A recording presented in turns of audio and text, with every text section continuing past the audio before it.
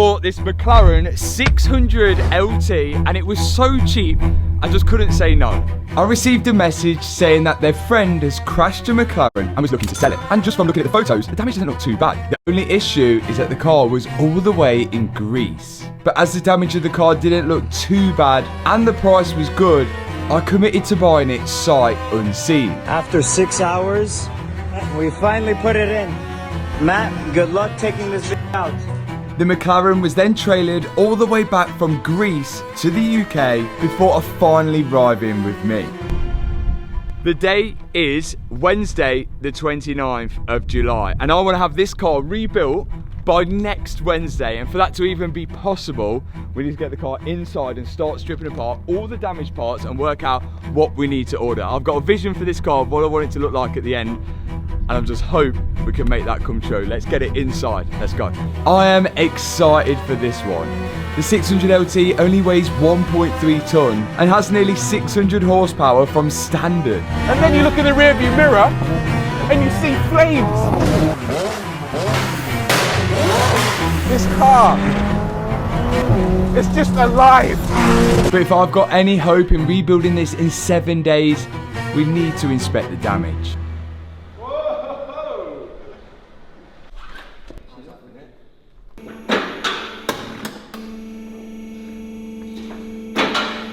McLaren is in the air, ready for assessment.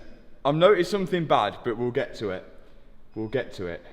This didn't get as far as the insurance because the guy had the car in Germany, drove it to Greece, crashed it in Greece, and then his insurance told him that it wasn't insured to drive in Greece. So it hasn't gone as far as the insurance. So that's good news for me, but also bad news because the insurance hasn't assessed it.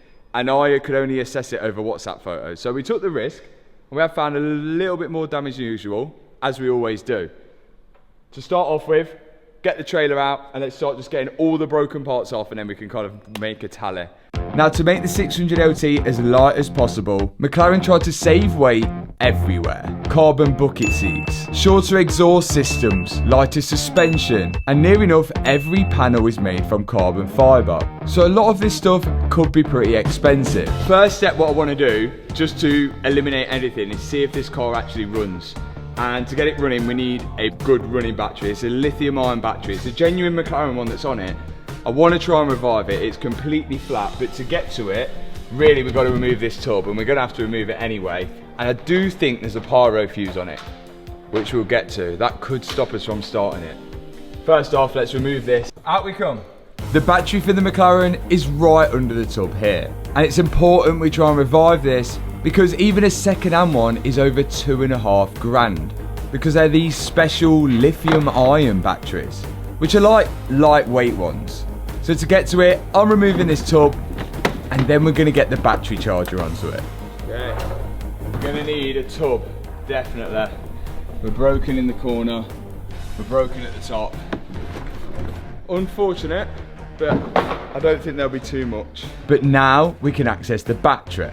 Did he crash into the beach at Greece? Yeah, it looks like he has. Here we go. There's a pyro fuse, and we all know what the pyro fuse does. Cuts power going to the starter motor, which is there. Before we even try and attempt to start it, when we get a good battery, we should check to see if the pyro fuse is any good. I imagine it's going to be off a Mercedes on this, because they use a lot of Mercedes electrics. We'll check the continuity on it, and we'll see.